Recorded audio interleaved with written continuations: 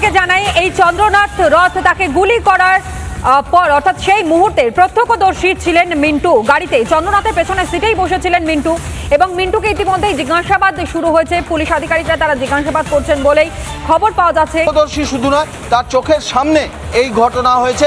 চন্দ্রনাথের একদম পেছনের সিটে বসেছিল এই মিন্টু।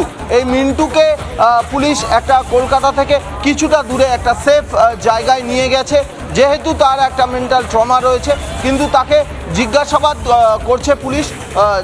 যাদেরকে সিসিটিভিতে দেখতে পাওয়া গেছে তাদের আকৃতি কেমন ছিল, তাদের চেহারা সম্বন্ধে বয়ান নেওয়ার চেষ্টা করছেন তদন্তকারীরা।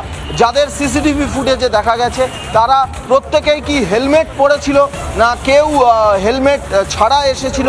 যাদের হেলমেট ছাড়া এসেছিল বলে যদি কেউ থাকে, অন্তত মিন্টু সেরকম বিবৃতি দেয়, তাহলে এক্ষেত্রে তাদের চিহ্নিত করতে স্কেচ বিশেষজ্ঞ যারা আছেন, যারা বয়ান শুনে দুষ্কৃতীদের সম্ভাব্য স্কেচ তৈরি করেন, সেই রকম স্কেচ বিশেষজ্ঞদের সাহায্য নেবে তদন্তকারীরা।